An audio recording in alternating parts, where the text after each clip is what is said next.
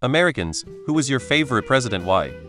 I think it's pretty impressive that Washington gave himself term limits. Generally, people with power don't want to give it up. The guy who gave the "Today we celebrate our Independence Day" speech. Teddy, outdoorsman, but cherished the country and practically started U.S. conservation.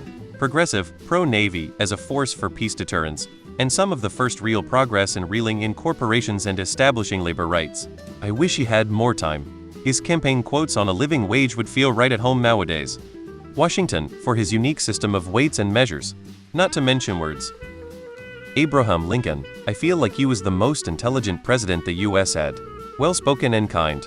Terry Crews had a three-point plan to fix everything. Teddy Roosevelt, this guy was basically an action hero in a suit. He busted trusts, preserved national parks, and once gave a speech after being shot. I'm kind of surprised to not see Lincoln mentioned a bit more. ID go Lincoln. Teddy, FDR. Both of the Adams and James Madison. Getting a country with a never-before-seen system of government up and running is no small feat. Jed Bartlett. There is only one president in my heart, and that is Vermin Supreme. My favorite ex-president is by far Jimmy Carter. Popular answer: Teddy Roosevelt. Unpopular answer: Ulysses S. Grant. He was the one president that genuinely tried to continue fighting for civil rights for black people from Lincoln's death to the actual enactment of the Civil Rights Act. He faced an avalanche of criticism to keep Reconstruction going, and it's telling that it ended practically the day Grant left office. His reputation took the biggest hit from the lost cause propaganda that the South perpetrated, and it's only recently that it started to recover. I read a story that at the end of Grant's life, his son had lost all of the family's wealth in a bad deal. And so Grant, suffering from a debilitating throat cancer, wrote a book to ensure that his family had some money to live on after his death. The book was sold by Grant's former soldiers that went door to door selling it. If your former soldiers are willing to put aside their lives to sell your book so that your family can afford to live after you die, that says a lot about your character.